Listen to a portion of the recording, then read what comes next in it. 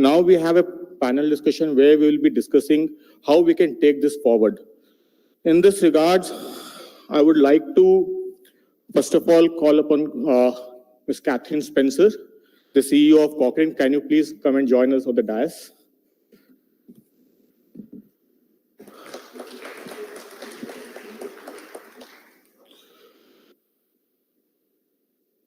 Dr. Anju Sinha, the Director, ICMR Cochrane Affiliates. Please, ma'am, can you join us?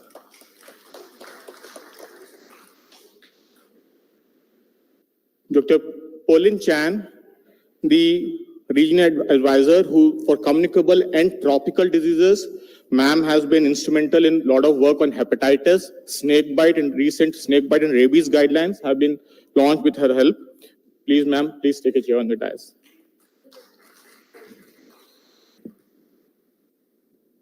And now I would request Professor Sonia Nityanand, our Honorable Vice Chancellor, and our Honorable Principal Secretary, Medical Education and Medical Health, Shri Pathsathi Sen Sharma, sir, please.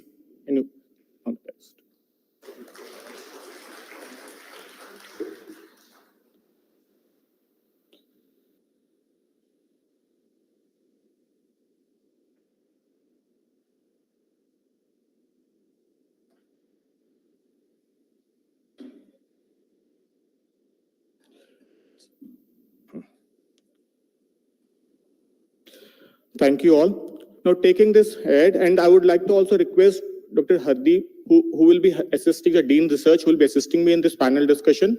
And accordingly, now we'll take up this, if required, any questions, even when, if time allows, from the crowd also.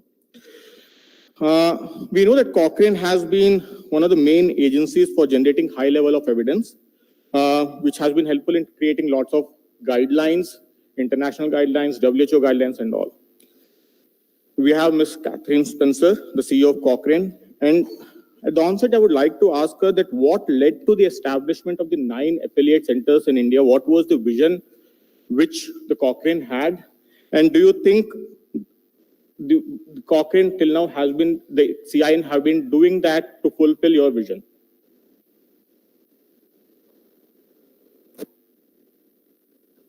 Okay.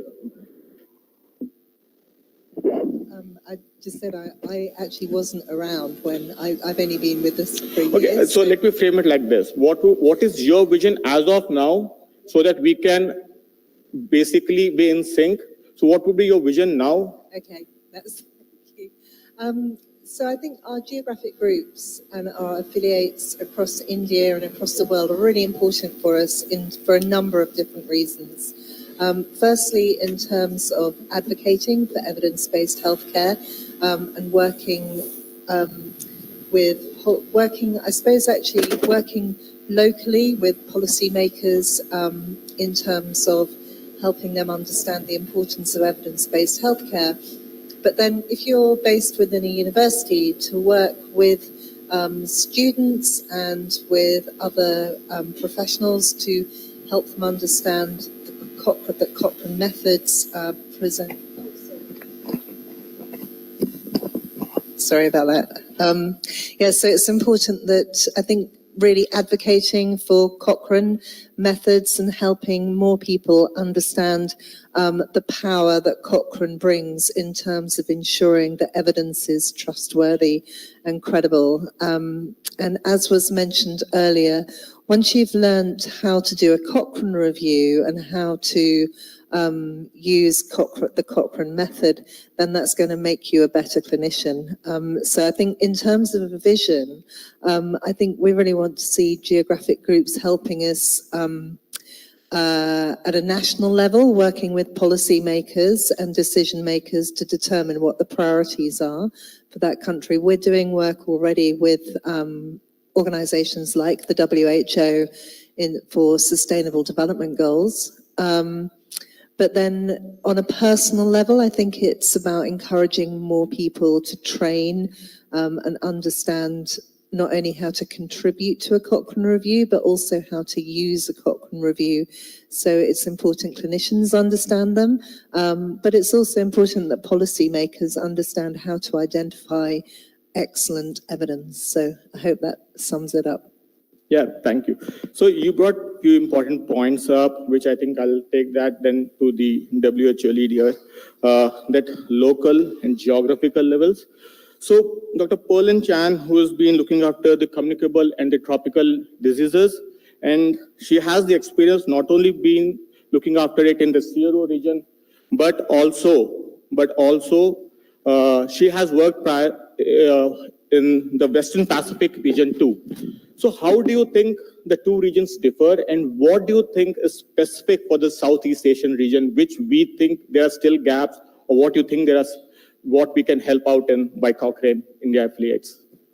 I think very importantly, there is gaps everywhere, irrespective whether it's high income, middle income, or low income. India is 37 states and union territories. Western Pacific region is 37 countries, with 15 of them in the Pacific Islands, small nations. They have climate pressure. CRO, Southeast Asia region, is 11 countries, including India. So everywhere there is actually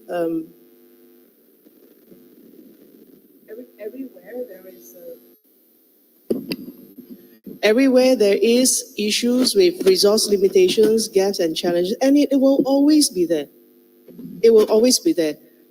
But what is important is that we recognize and we generate information, both program data, experience, which means the operational data that we have, and we look at it critically to see what can we improve so that we can move and advance to the next step. So the Cochrane and other systematic reviews is one of the approaches that can help us to understand, because we have a lot of uncertainty. And when we deal with data and evidence, there will always be uncertainty. And the main thing is to understand where are we today, and tomorrow we can then move it forward. And this is the same for whether it is blood-borne infections like hepatitis or sexually transmitted infection, or mother-to-child transmission, or rabies snake bite, because these are now all public diseases of public health relevance, which really impacts a lot of people in India and in actually both regions, and where there is really a lot of gaps in implementation as well as guidelines. So the evidence base needs to be strengthened, and I would really encourage that researchers, program managers, academics, and even public health managers really take a look and try to document what you're doing at where you are, because that documentation helps us to understand the diversity of interventions that is being done, and the systematic reviews can then be brought in to understand what actually works and what doesn't work and what works partially. So this is really the narrative of going on forwards. Now, having to say that, many of the WHO guidelines, we have saturated many drugs already. There are a lot of menu of drugs and diagnostics. Tests and drugs are already there. Hepatitis C can be cured with 3 months of oral drugs, or even less, those between 6 to 8 weeks of drugs. Hepatitis B, there is a lifelong, when you need drugs, drugs are cheap and it can be given. HIV, TB, all these infectious disease, Kala Azar, for example. Rabies is possible for early intervention.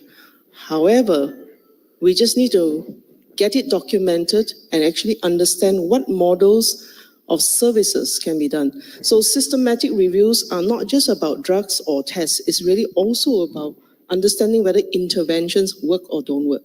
So these are all the broad range where Cochrane and systematic reviews can help us understand. Thank you. Thank you, ma'am. You brought out a very important point that systematic reviews are just not about drugs and drug trials. It's also about implementations and programs. I would like to now ask a question with our our Principal Secretary, sir. Sir is looking after both medical health and medical education. He puts him in a very important point where he can actually guide us. Sir, you are looking after one of the largest state by population in this country, and we know that there are so many issues which are very specific for this country. And in the last 2-3 years, there have been a lot of activities, and we have seen that a lot of things have been tackled. But you also know that there are a lot of places where if the data was better, we could do much better for the state.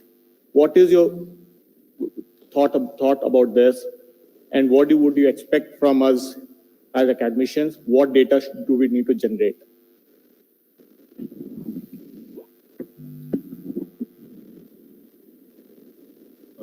Thank you for inviting me, and I welcome on behalf of the state Catherine Spencer, and I also welcome Pauline Chan on behalf of the state into this second Cochrane Network Conference. I think in this entire meeting hall, I am the only non-academic, and that brings with me the limitations, but also brings a fresh look into how people from outside look into this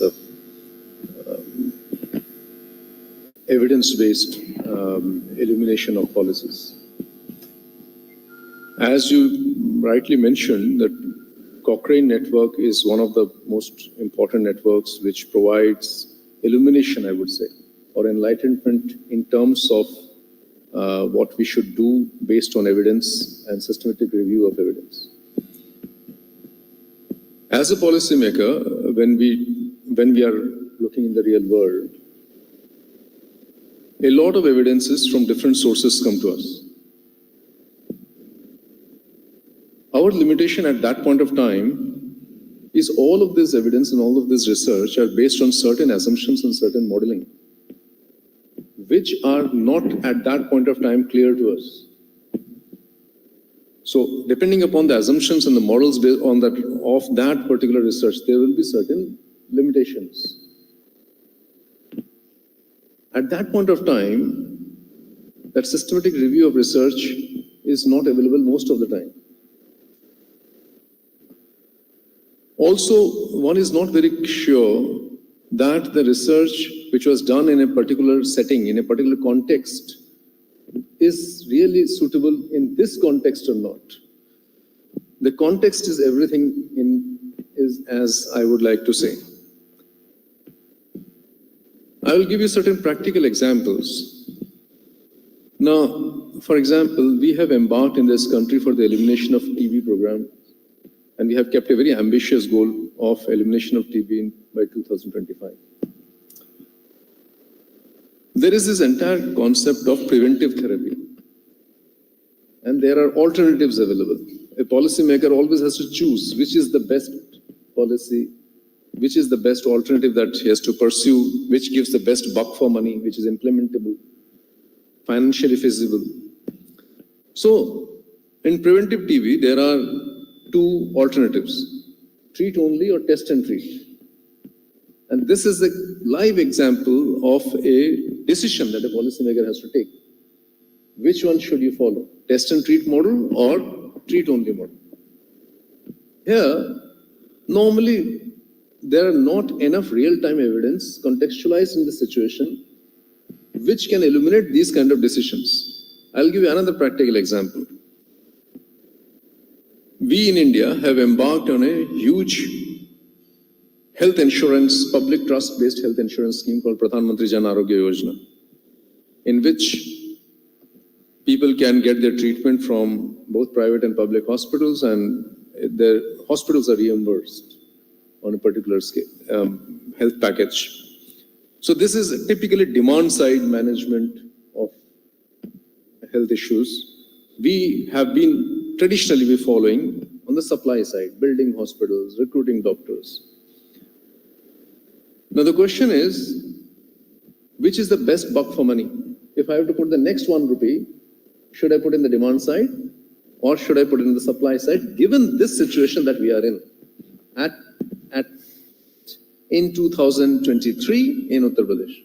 The context is what is important. What may have been true in 2013 may not be true in 2023. What may be true in Kerala may not be true in Uttar Pradesh. So these are the kind of policy alternatives or choices that a policymaker faces day in, day out.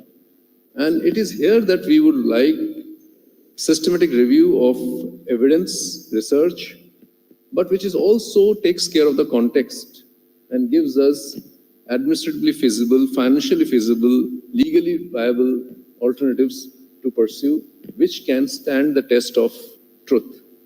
Thank you. So very aptly pointed out and very precise. And so I would now go to Dr. Anju Sinha, the co-chair, along with Professor Meenu Singh, and also from being from ICMR, you are the ICMR lead. How do you think that things have panned out in the last 2.5 years, approximately 2 years? And do you think when you hear the three other eminent speakers that preceded you, are we on the right track? Are we following the thought process that the administration wants or the Cochrane wants from us? Thank you. So in my presentation, I informed you about the network, Cochrane India Network, and the 9 affiliate sites, and what are their activities in terms of promoting Cochrane and increasing the pool of systematic reviewers and disseminating the results of Cochrane systematic reviews, which are relevant. But as you as Captain also mentioned in a talk, for this global south, a lot of work needs to be done. And Sir really pointed out, and he actually pointed out a very relevant point, that we need to be, the evidence need to be, evidence results should be available to the policy makers in a time-bound manner. And the way systematic reviews are planned and done, they take a lot of time, and by the time things move, and the government programs are also evolving with time, and there is very less information which is available to the policy maker at the time when they are planning and executing their programs. So we are really facing this problem in the Anemia Mukt Bharat program, which I discussed about, and the government really wants to know what are the points where they need to make more progress, and how can evidence fill that gap. So in that regard, I would like to point that systematic reviewers are producing evidence, and they also grade the evidence and tell which are of moderate, high or low quality evidence. However, it stops at that. Then there is a role of knowledge translation, which is the knowledge brokering. So how to fill the know and do gap. So their knowledge translation activities, they are, not in our realm, and we need to promote that. We need to disseminate, talk more to the policy makers, involve them from the beginning when we are planning our systematic review to know what are the relevant questions. And some part of that is being done by us at ICMR and also at DHR, where we have the health technology assessment. And they are really doing work to assess the indigenous technologies which are available in India and which can be used by the government programs. They have a network of resource centers, and questions come to them and they produce some results, and that is helping. But actually there is a lot of gap between what you sir actually said, the Ayushman Bharat program and the PMJY program. And so you need the cost effectiveness evaluation of the program components and where to use the next rupee, as you said. It is all very relevant, and we are lagging behind in that direction, and we need to focus more from just not stopping at production of evidence, but also to translate the knowledge for the benefit of the policy makers. And we need more interaction, more dissemination meetings, more policy briefs to be produced, and take them along while we are doing our research. Thank you, ma'am. Thanks a lot. And you got a very pertinent point, that is translation of research. In this, I would now go to our Honorable Vice Chancellor, Professor Sonia Nityanand. Ma'am, you are heading two prominent institutions of this state, and you yourself are a clinical par excellence. And how do you think the academic institutions can generate more implementable research, and how we can actually increase these sort of things in the important points, like for the state, for maybe for like communicable diseases or the tropical diseases, which I think we miss out on many times, which are actually important for the local, for the state and the geographic area.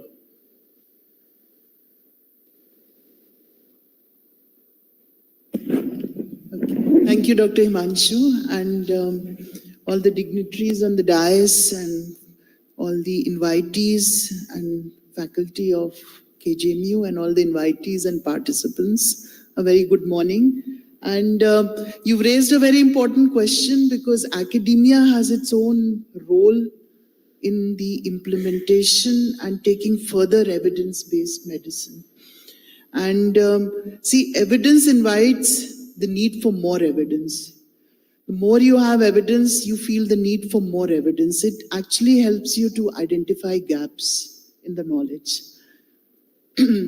And in academia, it's our duty and responsibility, especially for diseases which are of national importance, communicable diseases, vector-borne diseases, which are state-centric and national-centric. I think it's important to make consortiums.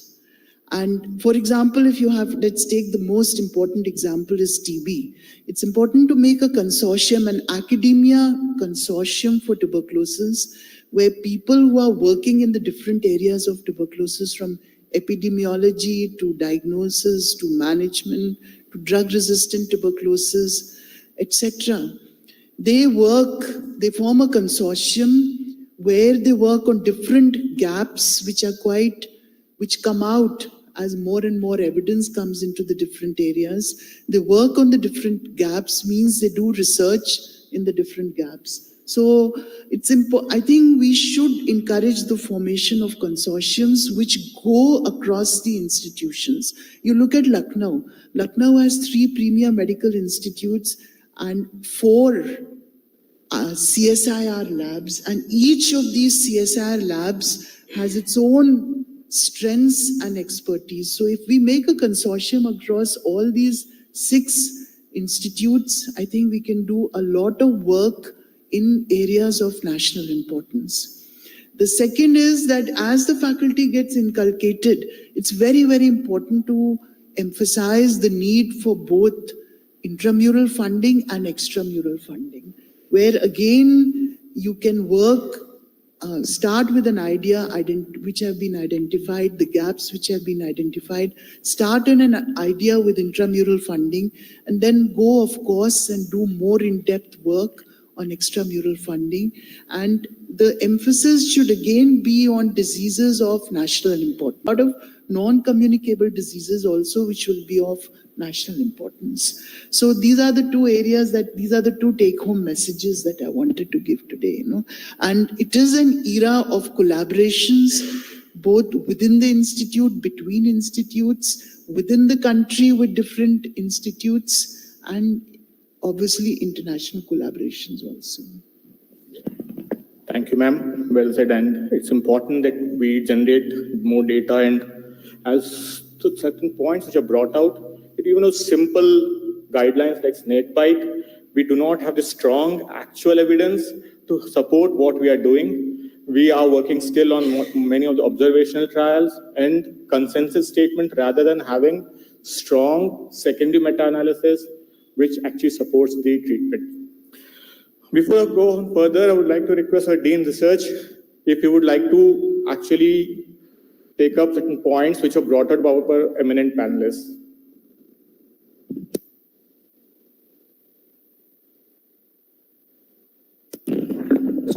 Very well said by our Principal Secretary, sir, and the members on the dais. So I would like to come back that Uttar Pradesh is like one of the most populous state. It is a large state where managing things are really difficult. So in light of the current pandemic, we have a lot of disorders. So you wish to highlight some thrust areas in these, some thrust areas that government wishes to look into. We know that we have a lot of loopholes. We also have a lot of lacuna in the development of guidelines. So since we do not have data, we can only come up with recommendations or consensus instead of something which is evidence-based. So maybe as a starting point, if you can highlight, you can give us any direction how Cochrane, the Cochrane India KGMU affiliate can actually go ahead in helping the government making some recommendations of guidelines. So any thoughts on that, sir?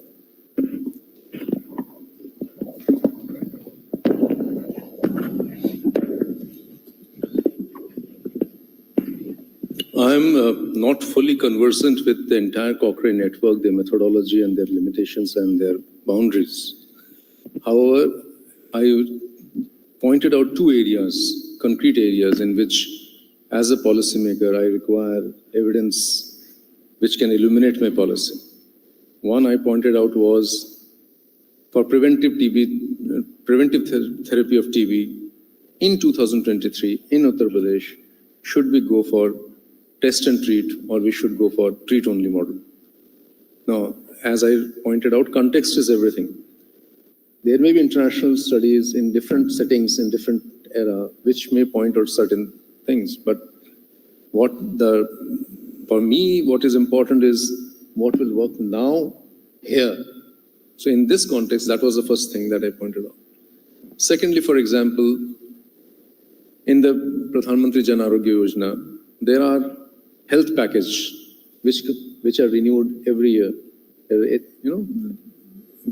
So can you look into the health package which is right now and then recommend, okay, these are not really good value for money. There are other packages which should be included. These rates are not really evidence-based. The evidence does not say that these rates are valid. On the other hand, these rates should be tinkered. So that is another very concrete area in which you can, and I'm sure for that data would be available. The third most important, one of the major areas that we have taken forward in last 1.5 years is the health and wellness centers, the Pradhan Mantri Ayushman Bharat Health and Wellness Centers, which is a new paradigm of comprehensive primary health care through a non-medical doctor. So basically, we are taking this BSc nursing graduate and an A&M at the health and wellness center to give primary health, which is something which we never used to do. We used to stop at the PHC level where there used to be an MBBS doctor. Now, this effort, has it worked? To what extent? What can be done to make it better? This is the third area. As a practitioner policymaker, I would require. So I pointed out three concrete areas in which I think where I require evidence-based illumination. Now it is up to you whether your boundaries and your methodology allows you to give that evidence or not. Thank you, sir. A very important point. I think most clinicians keep discussing about the rate of the Ayushman and the rate list. So, sir, I'll now go to we have very prominent personnel sitting here in the front row. I'd like to go to Professor Kameshwar Prasad, sir. Sir, with you, I want to ask two things. One, you have been the director of an institute and you have also been head of AIMS, head of neurology at AIMS. Sir, one is your take on what the sir has pointed out with your experience in doing Cochrane, so many protocols that you have developed. Secondly, after that, I would also ask you to once again reiterate what you said in your oration. How can these young faculty, young scientists, residents also, what is it that you would say in 2 lines why you should do a secondary meta-analysis? I will first like to comment on what Mr. Secretary has asked. I think he has made excellent points. And I want him to know that the same question was asked to Archibald Cochrane by National Health Service in UK. Exactly the same question. The question, he was asked to chair a commission to decide and to give advice to the government which treatments should be given free, because they give free. So there was demand for 101 things. He said, we can't give all 1,001 things. So this commission was charged with, let's say, recommending to the government, after thorough analysis, which treatment will be given free in NHS UK.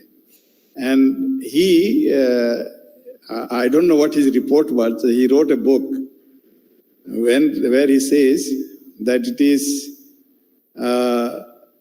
so difficult to go through the research which is spread out everywhere. And he admonished the medical community that they have not organized all the research which they have done about treatment in that case in department-wise and catalogued, so people can go and see where is the evidence and which is effective, which is cost-effective, and which to give free. Actually, it was this, he wrote a book, I think, Effectiveness and Efficiency in Healthcare. So in that book, he raised this question, which inspired Ian Chalmers to establish Cochrane collaboration. So your questions are so pertinent to Cochrane collaboration, but unfortunately, there is no direct answer to your question. But exactly this thing inspired formation of Cochrane collaboration.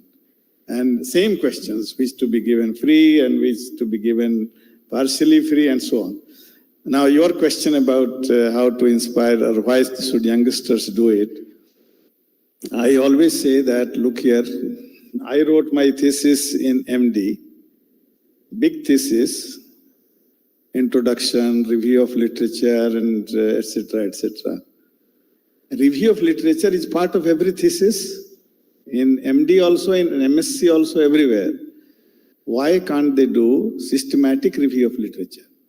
So there will be first publication about current status of the science before they even launch their study, and it will be published if they have done it properly. They can do a Cochrane review if they want. So in my oration, I told you that I was doing some course in McMaster University, Canada, and my advisor didn't ask me to do systematic review, but I thought, if I'm doing it, you know how competitive it is to get promotion in All India Institute. I thought I'll better do it systematic review and publish it. So I tell all youngsters to do, if they want to do review of literature, which they have to do as a part of thesis, do a systematic review and publish it. Even before you start your study, or keep trying to publish it, at least before your study is published, this review will be published. In that process, if you follow Cochrane methodology and publish it in Cochrane library, that will be a big achievement, because then you will be recognized as a good methodology reviewer or something. You can go to any height. So that is one thing which they can do. But I was telling one MBBS student, I have reviewed papers written by BSc students, by the way, from Nottingham, where a very good systematic review was done, and it is published in Stroke Journal of American Heart Association. I was a reviewer, so I know. So all MBBS students can also do it, and if they want to do it, and I encourage them to do some reviews, which is a great learning exercise. One institution asked me, Dr. Prasad, there is no research here. How do I start? There is nothing. Nobody is doing research. So that was a very difficult question. But then I thought overnight and told him, first thing you start is ask them to form groups and read journals. That is journal club. Second thing you start, ask those who get inspired to do something, ask them to do systematic review. That is the beginning, because they will, it is like learning from others' mistakes.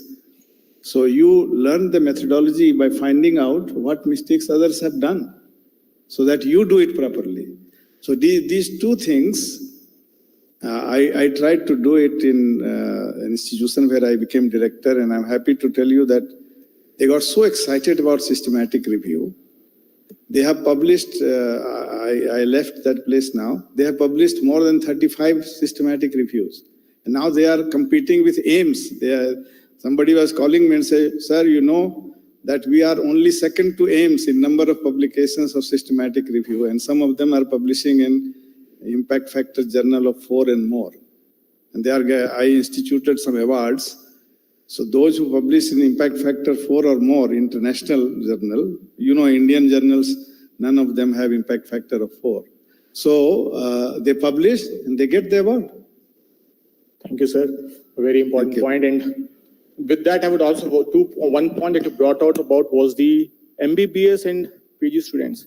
So we have with us Professor Pratap Tarian, who is the teacher of teachers for most of the Cochrane people in this country. He was the one who started first and has trained most of them. Sir, how can we increase systematic reviews in specifically like PG students and young faculty with your experience? I'm the wrong person to ask that because I don't believe that more systematic reviews are necessarily good. There are a lot of rubbish systematic reviews out there. I would actually like to ask you guys, I have no skin in the game now. So I'm being honest. Where is the vision that we have of what we want to do to improve health outcomes? Right? That's the question to us, not how do I publish more systematic reviews? Because you can always get a chat GPT to do it for you now.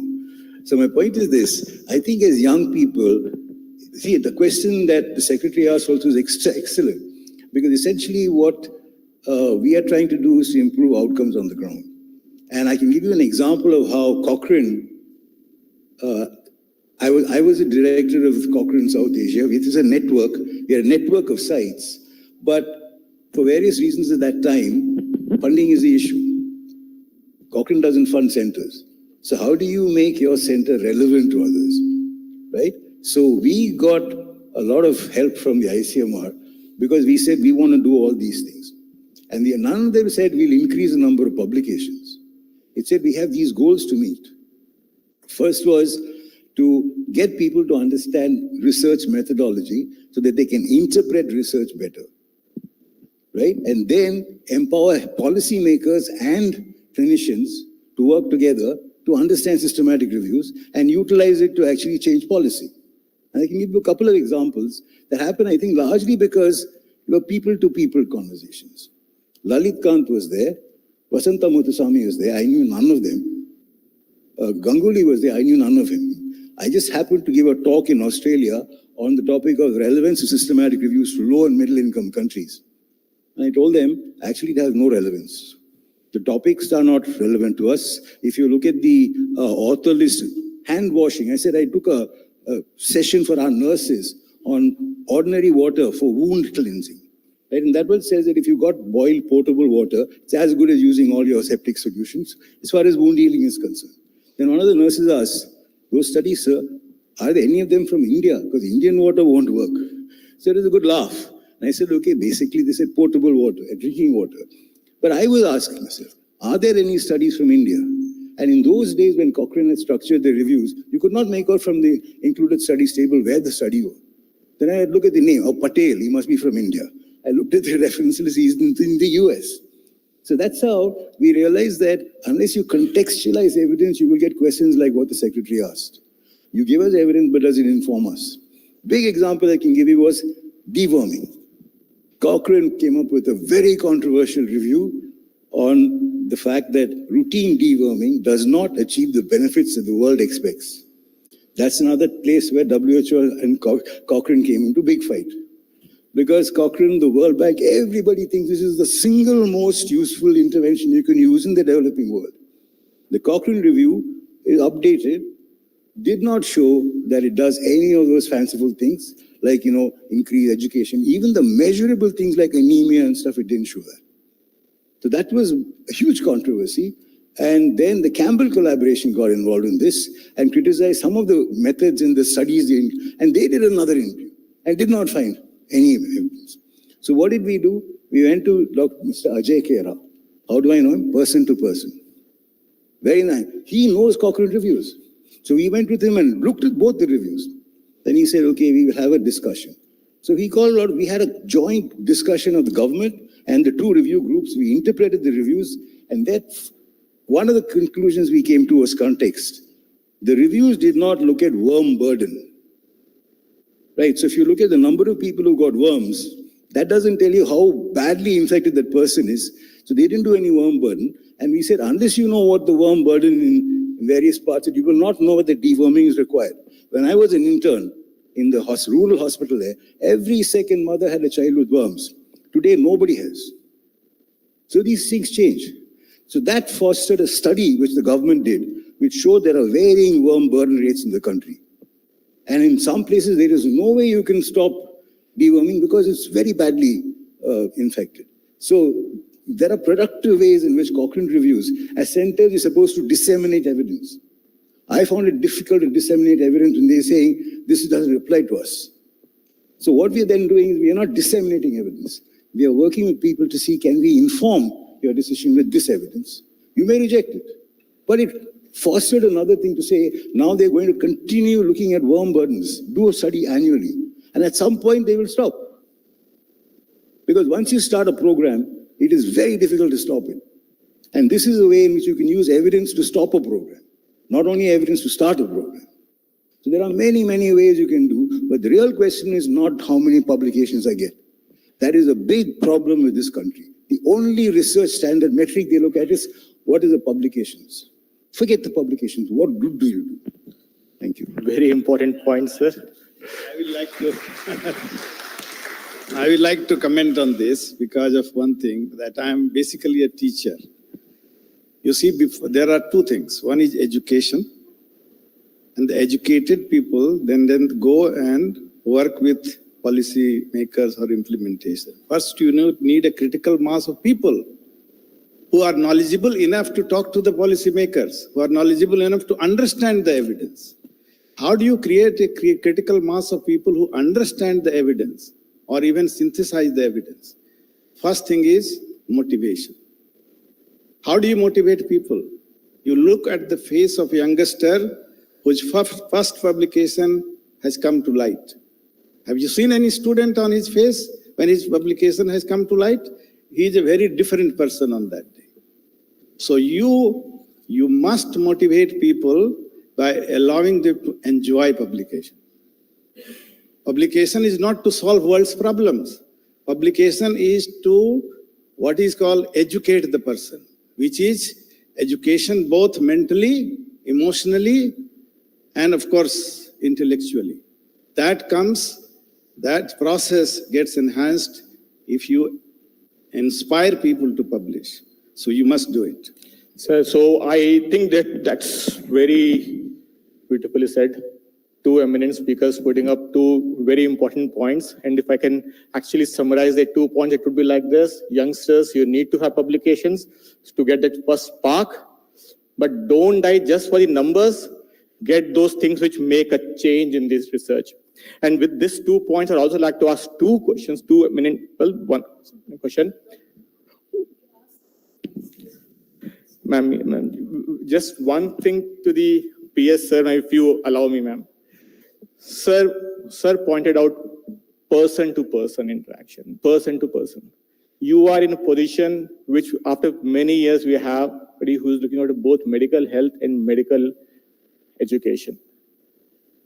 Can we have more person-to-person interaction for these sort of researchers and studies where we can get from the district hospital, people coming and interacting?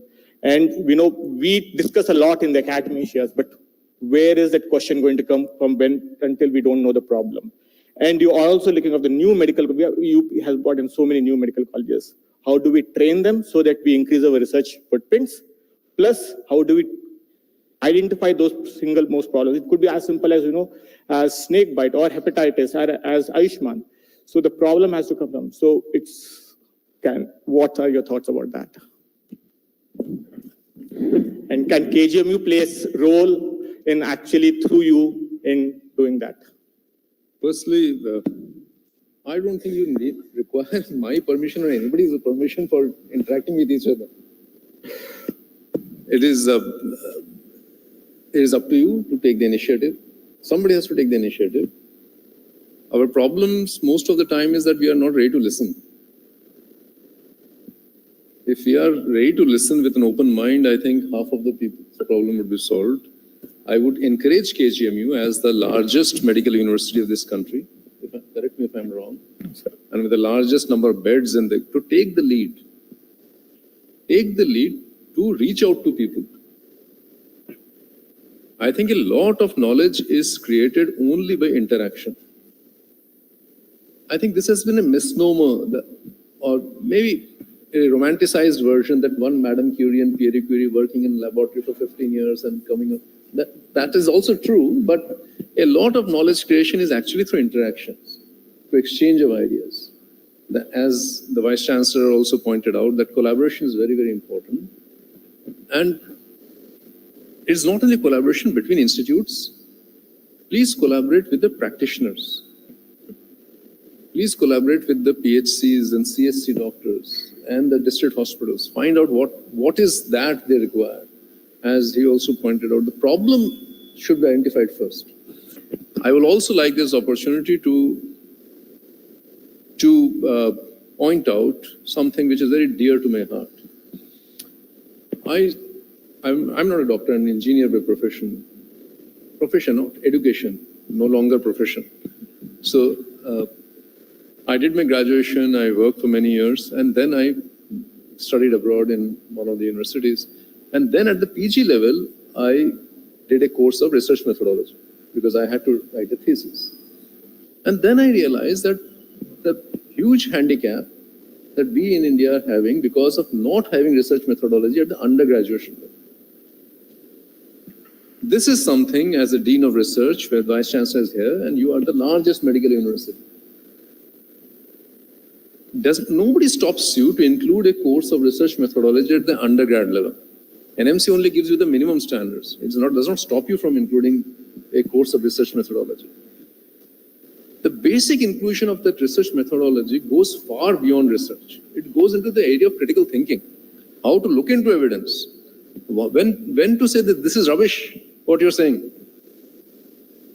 That has given me a lot of knowledge in terms of rubbishing a lot of research, so-called research. So I would please look into this suggestion. Can we include a course of research methodology at the undergrad level in KGMU? Thank you so much.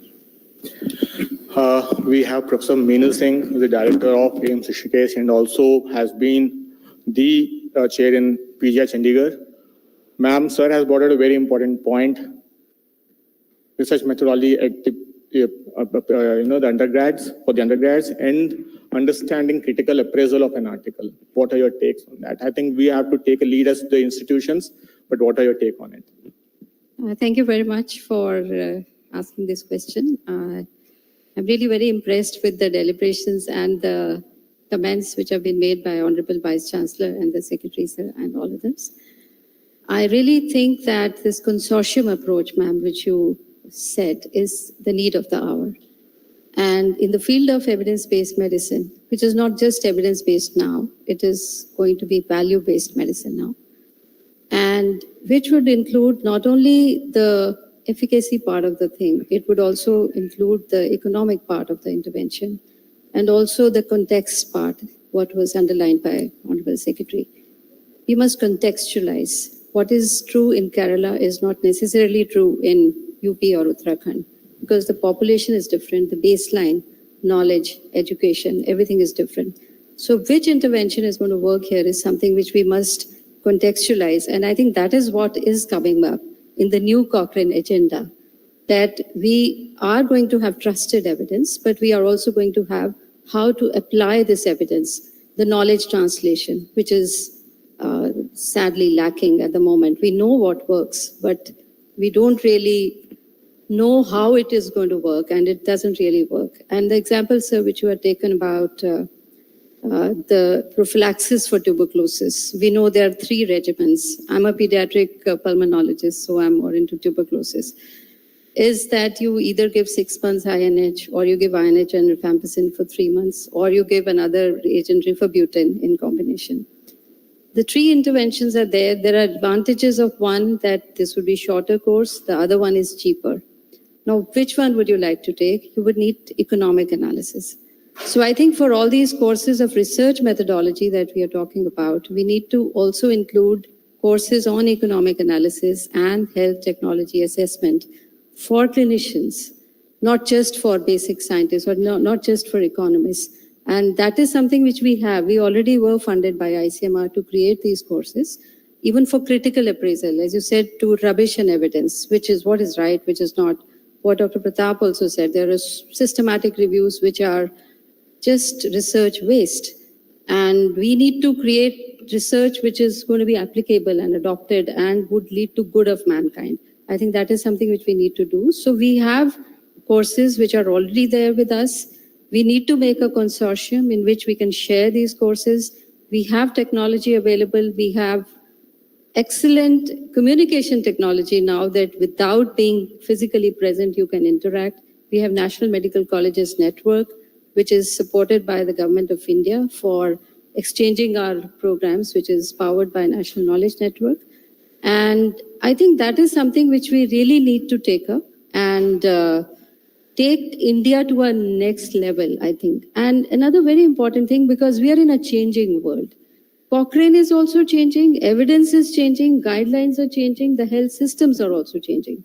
So we need to have a very living group, which would interact with each other. So each government, I would say, each policy maker needs to have a group which is actually continuously reviewing evidence. Something like EBIPNet, which is there in Europe and other countries, where policy is being guided or being advised by clinicians or by academicians. And those academicians are actually working and they're looking at evidence and trying to see which evidence would get incorporated. So that is what my take on it for today. Thank you, ma'am. Very important. So finally, we are near to the end of our panel discussion. And as ma'am has pointed out, I would like to throw open for 2 questions from our young faculty and students, whatever they have. If they would like to ask, please go ahead. Yeah, please. Could you just come forward and take the mic?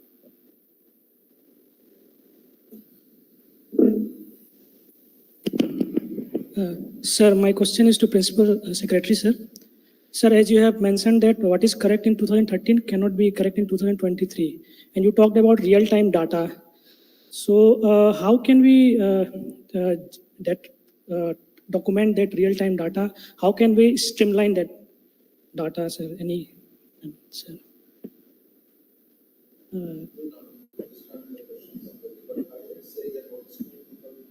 Okay. Means true internet. Okay. Yes, sir. So how can we, sir, as we take time to document any systematic reviews or that take time to for you to create a policy making? So how can we streamline that that the data can be documented as early as possible and help in policy making? I do not have an answer to that. I just clarify. For example, I know that the National Tuberculosis Program has real-time data. The question is, can you verify that the real-time data is quality approved? So because we have looked at that data, and you can learn a lot from that data in terms of screening programs and stuff. So the question is, the data is being collected, but is it being used real-time? That's the question. I think is the what we say, reaching out to people and collaborating. The data is usually with the functional people. The data would be there in the district hospital. A lot of the data would be actually available on the smartphone or ashas. But the people who are doing research, they will get the data probably 3 years later. And in the same way, but the product of the research, when it comes back to the functional people, is already 6 years old. So I'm reminded of Heisenberg's uncertainty principle, actually, if you understand what I'm trying to say. So nothing will be true in the real term, but we can reduce the gap by reaching out, getting data as soon as possible, but using it, contextualizing it, and then getting back to the functional people, the results of that. That gap has to be reduced. Right now, the two work in quite different worlds. This is very exciting. I wish I had not retired, because I can see the same kind of algorithms used in Cochrane, the search engines, to say living systematic reviews. The same thing can be done for that. You've got it all automated. You just need the programs to connect the dots. But I think it's a question of asking the question and getting that done.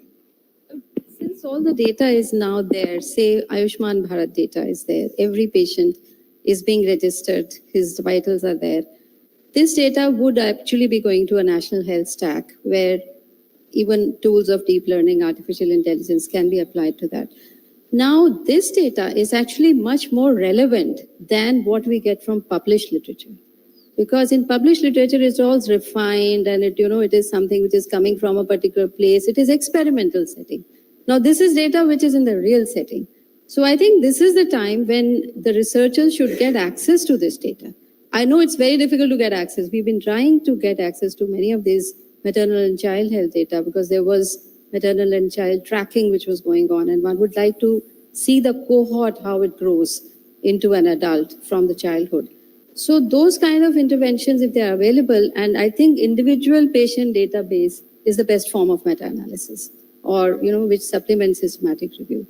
So this is something for the future, and what Pratap's talked about in the morning about applying artificial intelligence to the systematic reviews, I think applies much more to the real-time data, as is being said. I think there was one question from Dr. Yeah.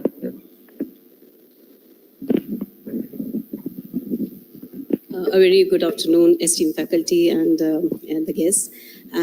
Ma'am, I've been also doing a little bit of systematic reviews and meta-analysis I've been publishing. Ma'am, as far as I have understood, Cochrane's main goal is to give benefit to the patient, use the best evidence available and give benefit to the patient.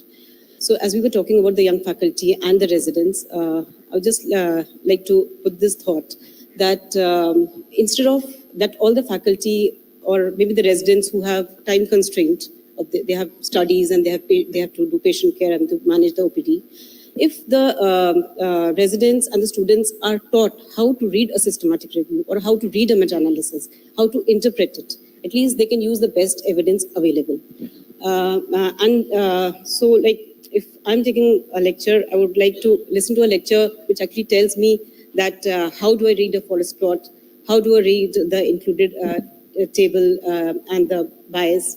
So if a resident can go through that paper of a systematic review or a meta-analysis in 5 minutes, at least he knows what the best evidence is, and then it can be put into for patient care. Yes. Okay, so I think now we'll wrap up with it was a beautiful discussion, but thank you all for your listening, and I thank all the panelists for their views and the points that they have brought out. Thank you. Now I hand over the mic to Dr. Balend for the further deliberations.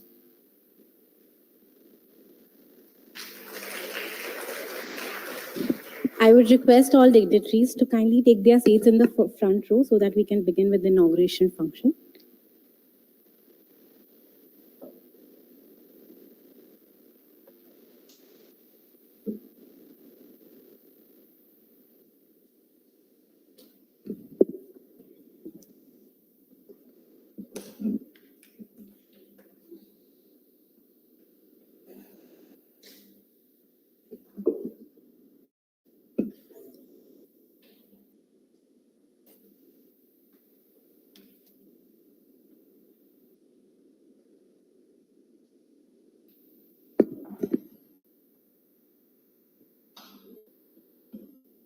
A very good afternoon to one and all present here.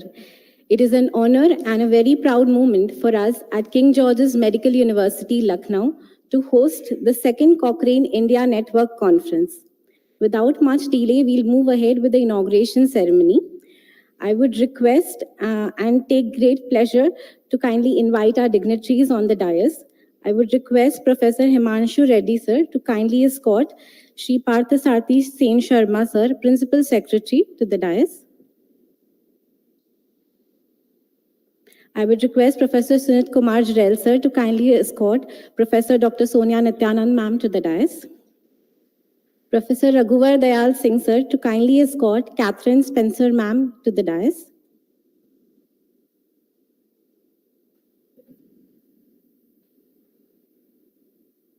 Professor Neeraj Kumar, sir, to kindly escort Professor Meenu Singh, ma'am, to the dais. Professor Sunit Kumar Jarel, sir, to kindly escort Professor Hardeep Singh Manotra, sir, to the dais. And Professor Raghuvar Dayal Singh, sir, to kindly escort Professor Balendra Pratap Singh, sir, to the dais. It is our great honor and pleasure to welcome our chief guest for today, Shri Parthasarthi Sen Sharma, sir, Principal Secretary, Medical Education and Health and Family Welfare, Government of Uttar Pradesh. I would request Professor Himanshu, sir, to welcome Shri Parthasarthi Sen Sharma, sir, Principal Secretary, with a bouquet.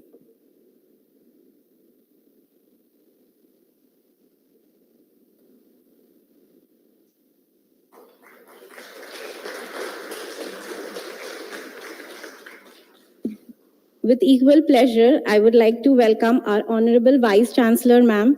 I would request Dr. Sunit Kumar Jarel, sir, to kindly do the needful.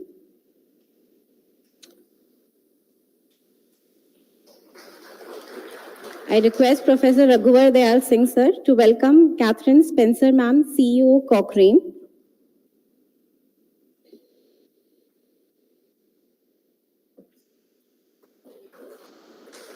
I would request Professor Neeraj Kumar, sir, to welcome Professor Dr. Meenu Singh, ma'am, Executive Director and CEO, AIMS Rishikesh. I would request Professor Sunit Kumar Jarel, sir, to welcome Professor Dr. Hardeep Singh Malhotra, sir, Organizing Chairman of the Second Cochrane India Network Conference.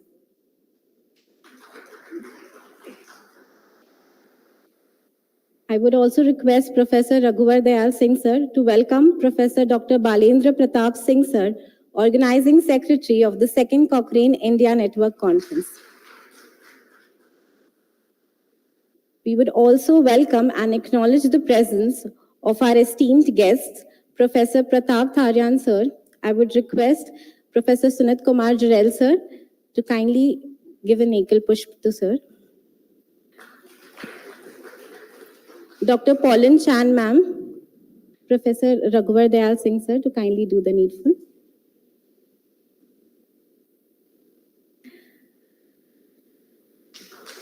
Professor Neeta Mohanty, ma'am.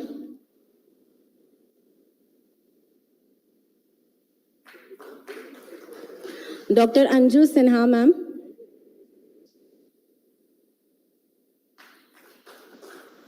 Professor Kameshwar Prasad, sir.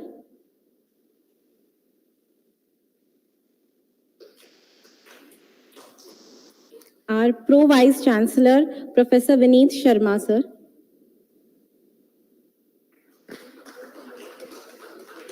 Dean Faculty of Dental Sciences, Professor Ranjit Kumar Namdev Patil, sir. Registrar Rekha Chauhan, ma'am.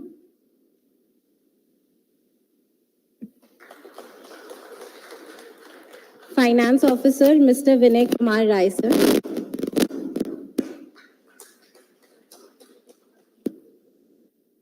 Now I would request all our dignitaries to kindle the flame of enlightenment and officially inaugurate the second Cochrane India Network Conference. May the light of this lamp illuminate our path and guide us towards knowledge.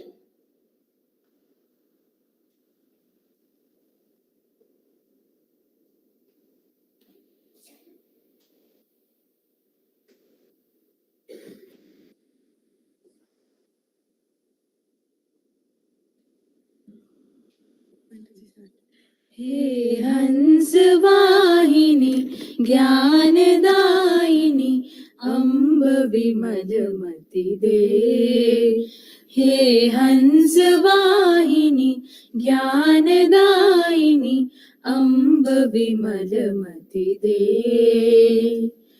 जग से मोर बनाए भारत वह बर विक्रम दे माहे हंस वाहिनी ज्ञानदायिनी अम्ब विमलमति दे साहसशील हृदय में भर दे जीवन त्याग तपो में कर दे साहसशील हृदय में भर दे जीवन त्याग तपो में कर दे संयम सत्य स्नेह कबर दे स्वाभिमान भर दे माहे हंस वाहिनी ज्ञानदायिनी अम्ब विमलमति दे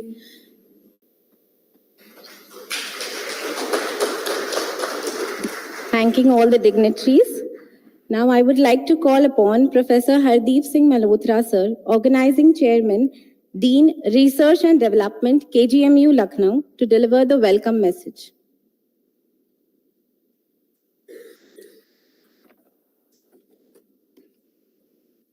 Thank you.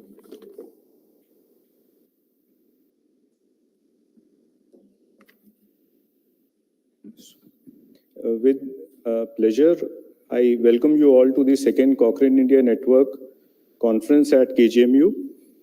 At the outset, I wish to thank our co-chairs of the Cochrane India Network, Professor Anju and Professor Meenu, for having passed on the baton to KGMU to host the second conference.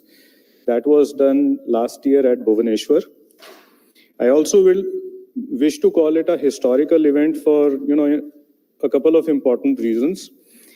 We have leadership from all levels, right from Cochrane to Cochrane India affiliate through the state. So this is something which is important. And the second thing is that it gels very well with the historic administrative block that we are in and the Brown Hall. This Brown Hall is also known as the Selby Hall and is dedicated to our first principal of King George's Medical College. He was Professor Colonel W. Selby. So it was there. And this block was inaugurated in 1905. So it's more than a century old. And this was done by the Prince of Wales. So I think both the things are historical in that regard. So on behalf of this university and the organizing team, I first welcome our chief guest, Shri Partha Sarthi Sen Sharma ji, to this event and thank him for sparing time from his busy schedule. So I will not go into the details, but if permitted, I just want to, bring to notice his softer side, that he is an avid traveler and has written articles, mainly travel pieces, for the Times of India, Hindustan Times, for Discover India, and also published a travelogue titled A Passage Across Europe, Love Side by Side, a fiction. It's a novel, then Lucknow Diaries, Every Mile a Memory, and more to his credit. What he stated, and something which is very important, that Cochrane has another facet, up the sleeve, that is, it also wants all the evidence that should be passed on to the level of who's the consumer, even in the local language. So this is something which Cochrane is already doing, and it needs to be implemented more.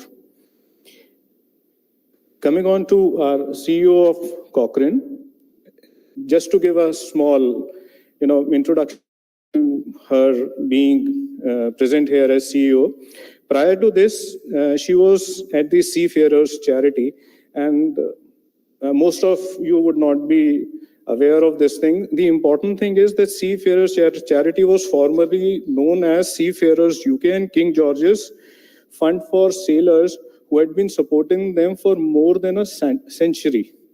So this is like, how King George University and things in terms of the charity are related.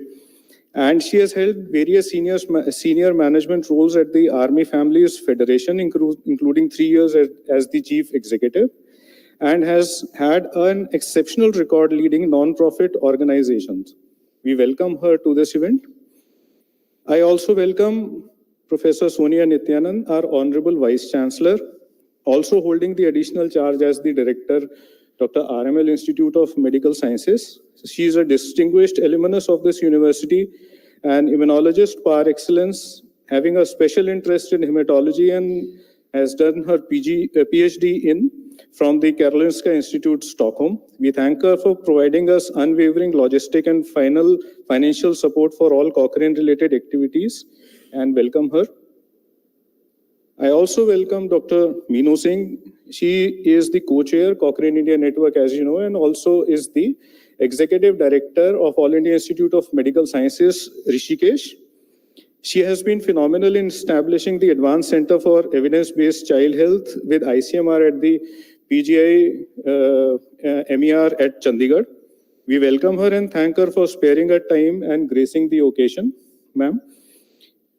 Besides those on the dais, I also wish to welcome Professor Pratap Tharen. You have already heard from him. And the amount of time he has served the Cochrane South Asia, even before that as an Australasian network, spending more than 14 years with them and still active with the Professor B.V. Moses Center. It has been a pleasure to listen to him always. His work, especially the one, as he was talking on the translational research, with respect to the Plasmodium falciparum malaria, and that on treatment options in tuberculosis have been incorporated into various national and international guidelines, including those by WHO. I also welcome, we have already heard from Dr. Pauline Chan, and she is the team lead for the communicable diseases, especially those which are very important for the Southeast Asia, India, that is hepatitis, HIV, STI, prevention of rabies and snake bite.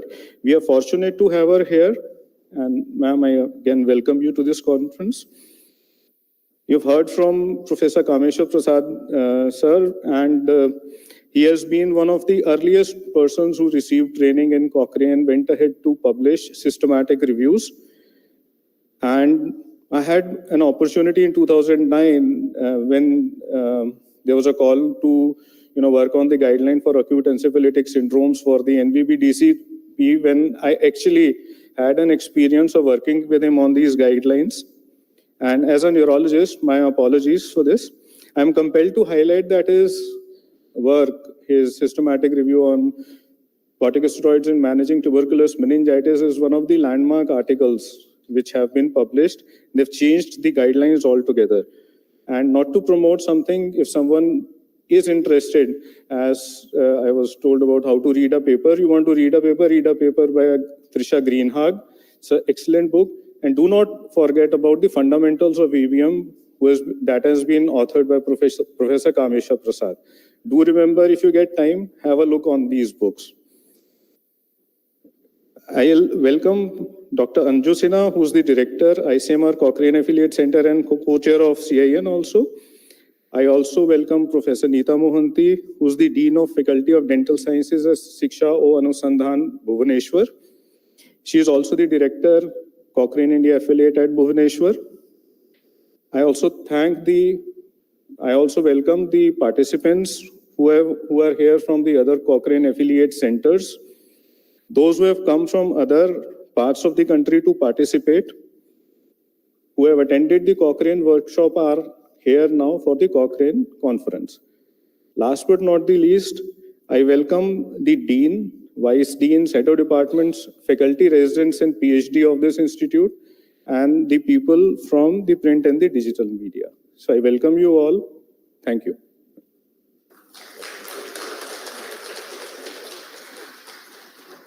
Thank you, Professor Hardeep, sir.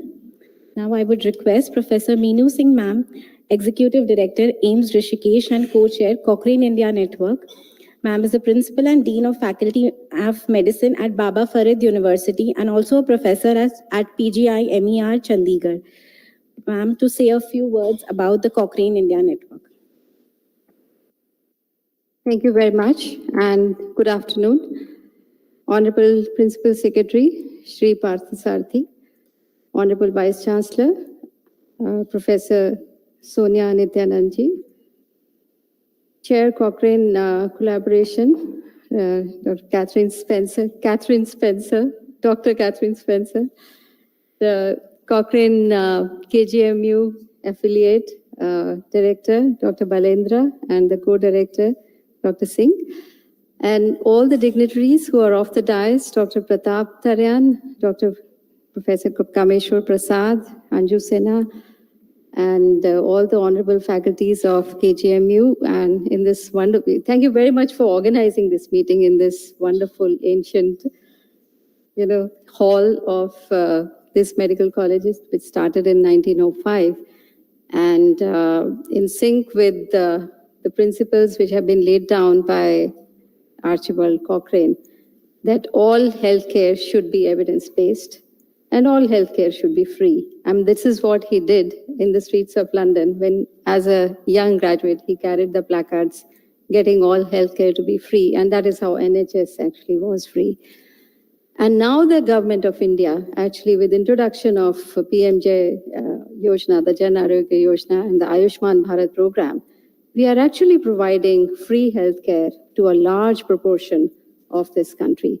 And that is something, it is not just making it free, it is also getting it to the last man in the line so that it can reach through these wonderful network of, I think, 170,000 health and wellness centers, which are located and are also connected with the hubs through the telemedicine. This is something which is a dream come true, I think, for the Indian healthcare. And as was suggested by Honorable Secretary, that we really need to also evaluate many of these schemes, and we also need to see what are the interventions which should be coming in the future. And this is where Cochrane India Network can help. We are currently a group of 9 affiliates, but I'm sure it's going to get enlarged because we are going to have number of evidence synthesis units all over the country, which would produce relevant and contextualized systematic reviews for Indian population, Indian policy. And along with that, I think we would also need to have this as a guidelines which get translated into practice, because translational research is something which would be very important and would be an important part of Cochrane India Network. With those words, I congratulate Dr. Balendra and Dr. Harmeet for organizing such a wonderful conference. Thank you very much. Jai Hind. Thank you so much, ma'am. I would request Catherine Spencer, ma'am, Cochrane's Chief Executive Officer, to please say a few words.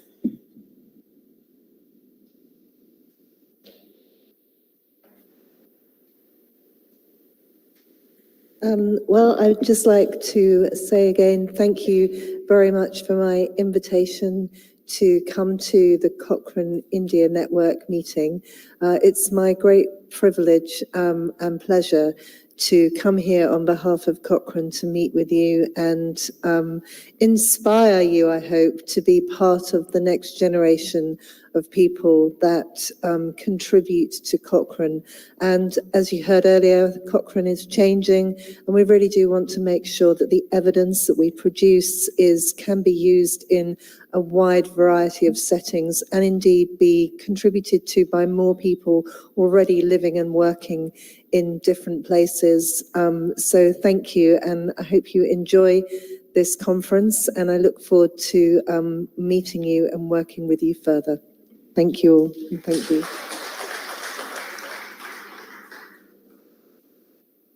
Thank you so much, Catherine, ma'am. We're honored to have with us the presence of our Honorable Vice Chancellor, Professor Dr. Sonia Nityanand, ma'am. Ma'am is also the director at Dr. Ram Manohar Lohia Institute of Medical Sciences, Lucknow. Ma'am has held the position of professor and head of the Department of Hematology and Stem Cell Research Center at SGPGIMS, Lucknow, executive registrar, as well as chief medical superintendent at SGPGIMS, Lucknow. Ma'am has established the bone marrow transplant program in SGPGI, Department of Hematology, and a world-class stem cell research center. Ma'am is a fellow of 2 of the 3 national science academies and has more than 150 research publications. I'm feeling honored to welcome ma'am on this occasion, and I would request ma'am to kindly bless us on this occasion with a few words.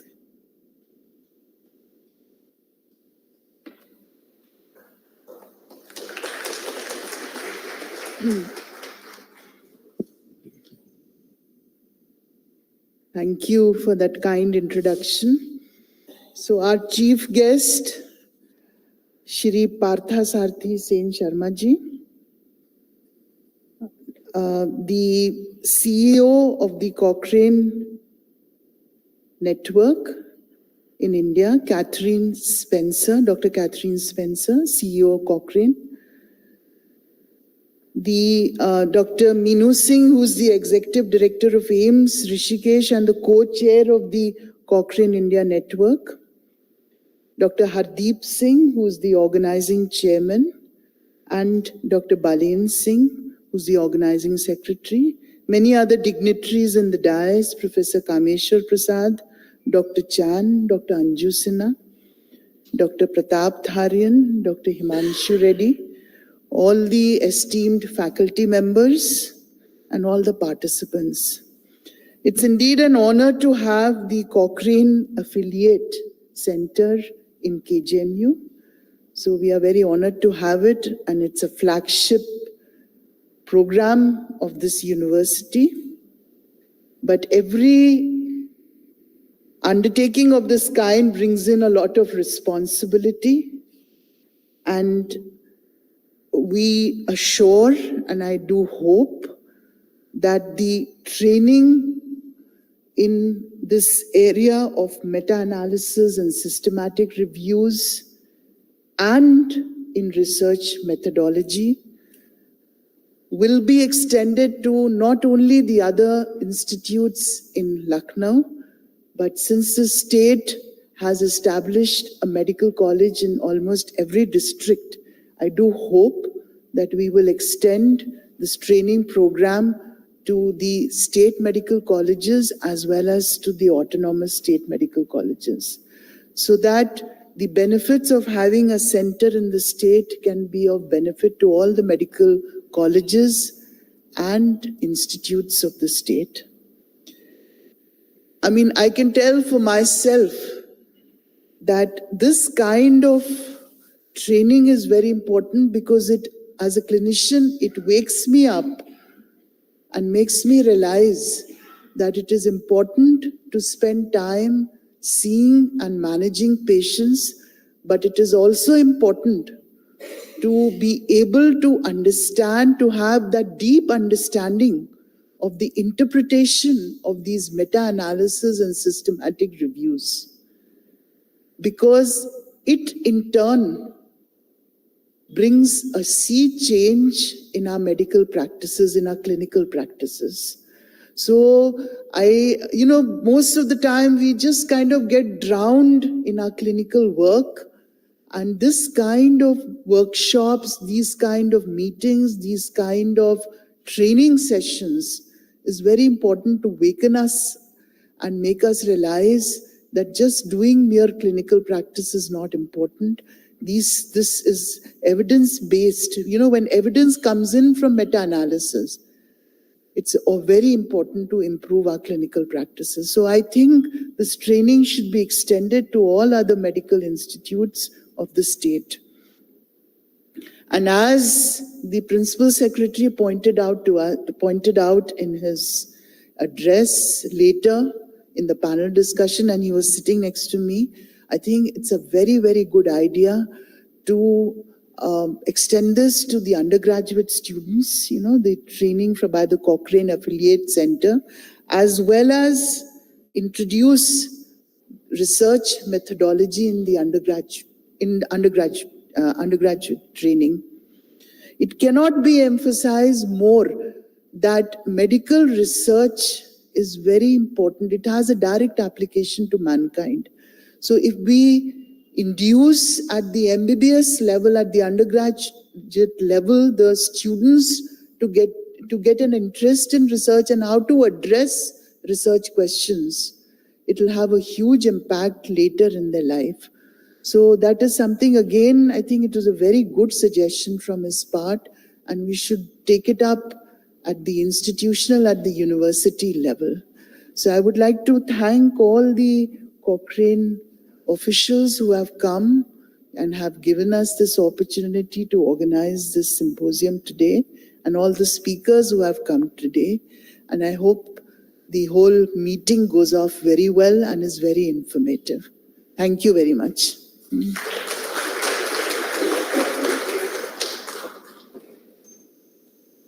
Thank you so much, ma'am. I would also like to acknowledge the presence of our chief guest, Shri Parthasarthi Sen Sharma sir. He is the Principal Secretary, Health and Family Welfare and Medical Education, Government of UP. I take immense pleasure in reading out his CV. Sir Parthasarathi Sen Sharma 1994 batch के IAS अधिकारी हैं और वर्तमान में प्रमुख सचिव चिकित्सा स्वास्थ्य परिवार कल्याण एवं चिकित्सा शिक्षा विभाग हैं। इन्होंने उत्तर प्रदेश सरकार एवं भारत सरकार दोनों में ही कई महत्वपूर्ण उच्च पदों पर कार्य किए हैं। इनके द्वारा प्रमुख सचिव चिकित्सा स्वास्थ्य के पद पर रहते हुए हेल्थ एवं वेलनेस सेंटर को कार्यशील करना, प्रधानमंत्री जन योजना के अंतर्गत लोगों को हेल्थ प्रोटेक्शन दिलवाना, NTIP के अंतर्गत उत्तर प्रदेश में TB उन्मूलन के लिए विशेष प्रयास किए गए हैं। एक अधिकारी के साथ साथ सर एक लेखक भी हैं और उन्होंने कई यात्रा वृत्तांत और उपन्यास अंग्रेजी में लिखे हैं जो पाठकों द्वारा अत्यधिक पसंद किए गए हैं. I would request Sir to kindly grace this occasion with his words of wisdom and enlighten us. Thank you.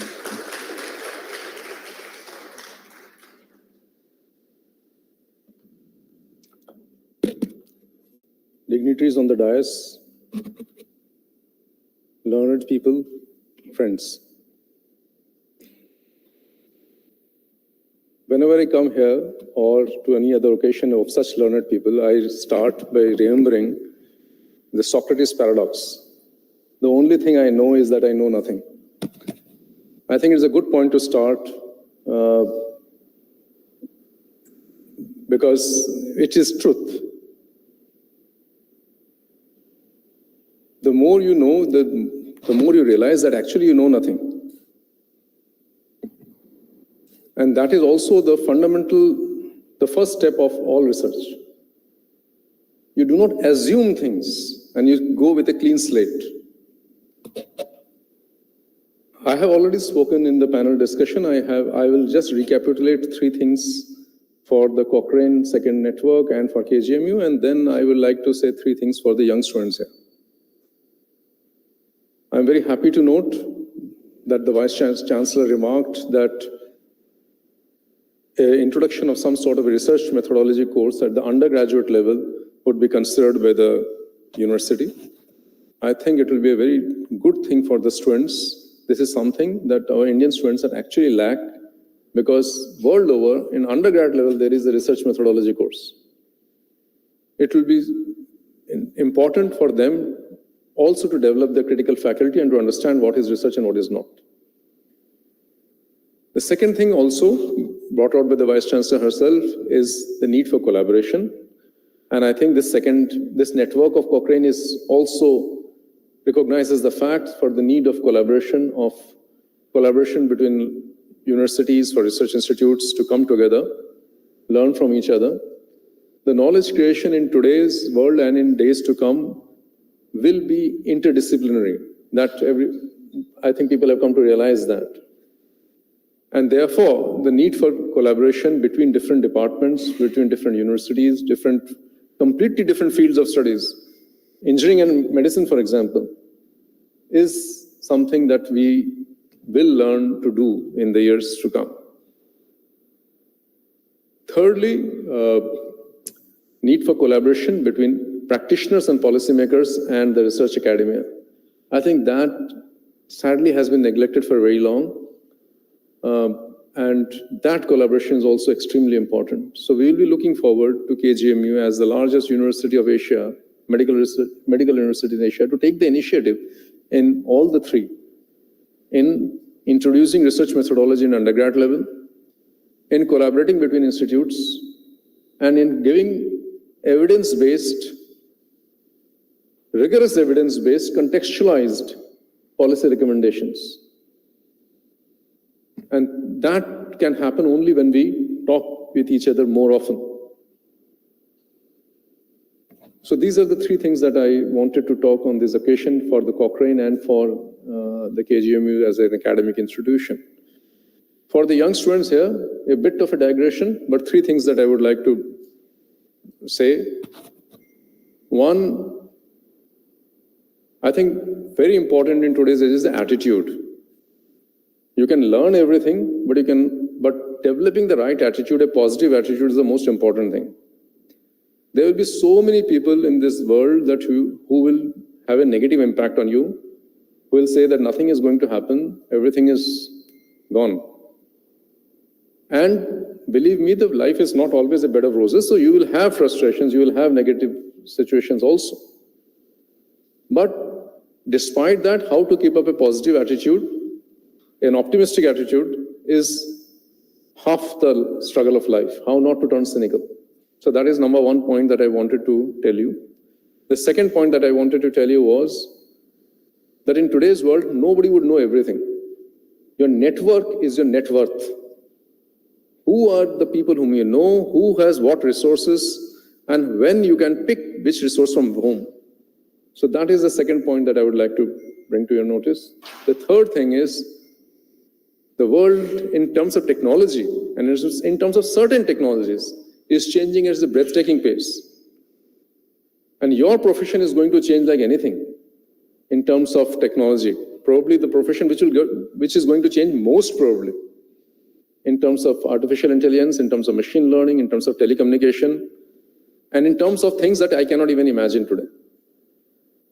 So the important thing is to embrace technology and not be hesitant to embrace technology. These are the only three things that I wanted to tell the young students here. I think I've said enough. Thank you so much. Thank you for inviting me.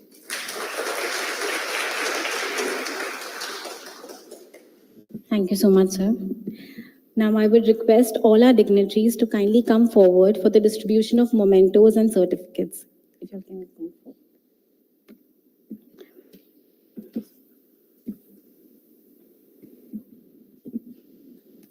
I would request our Honorable Vice Chancellor, ma'am, to kindly give the memento.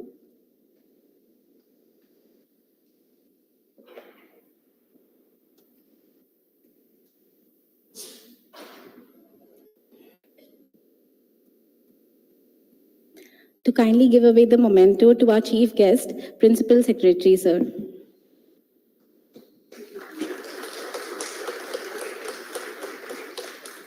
I would request our Vice Chancellor, ma'am, to give away the memento to Catherine Spencer, ma'am, CEO, Cochrane.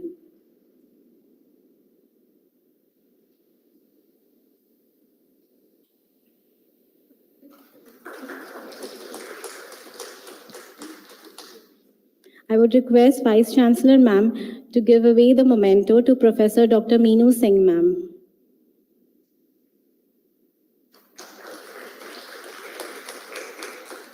I would request Professor Hardeep Singh, sir, to give away the memento to our Honorable Vice Chancellor, Dr. Sonia Nityanand, ma'am.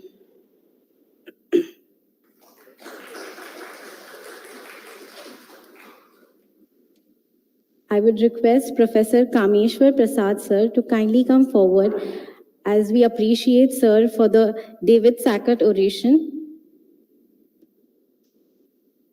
I would request our Chief Guest and Vice Chancellor, ma'am, to kindly give away the certificate and the shawl.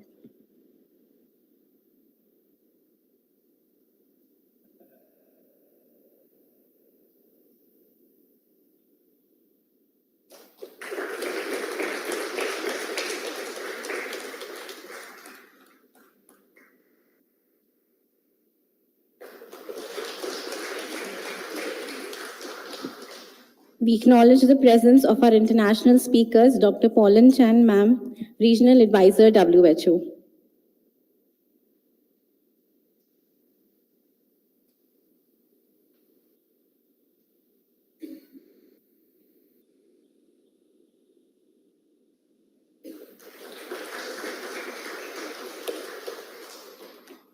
We also acknowledge our international speaker, Catherine Spencer, ma'am, CEO, Cochrane.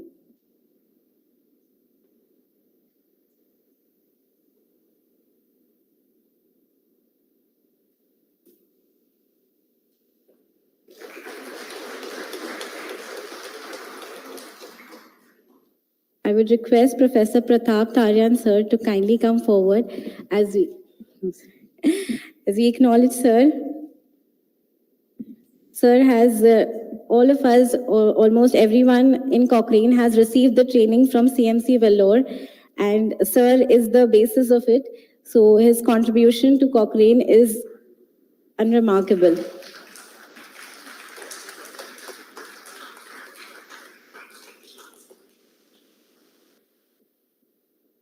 We also acknowledge the presence of Dr. Anju Sinha, ma'am.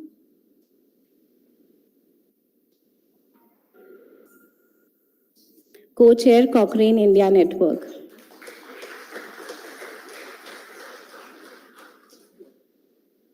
We also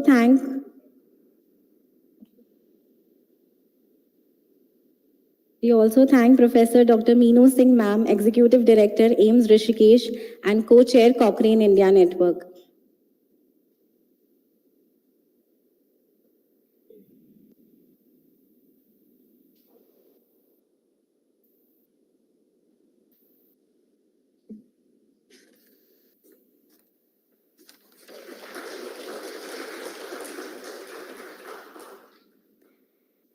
With this, we come to an end to the inauguration ceremony. I would like to call upon Professor Balendra Pratap Singh Sir, Organizing Secretary and Director of Cochrane India, KGMU affiliate. He will deliver to us the vote of thanks.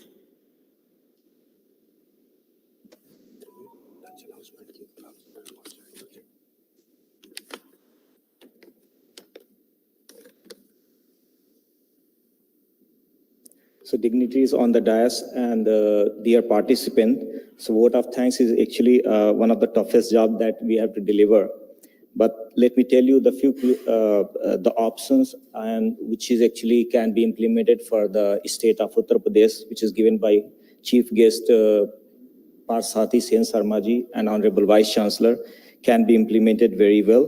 So our deepest gratitude goes to our Chief Guest Parsati Sen Sarmaji, to grace the occasion and sharing the valuable insight.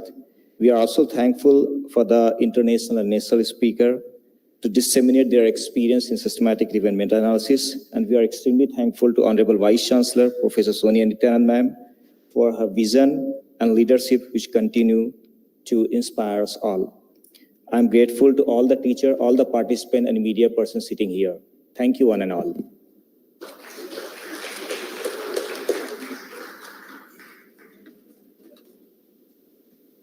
Now we shall proceed for lunch. Lunch has been arranged in room number 106 in Kalam Center.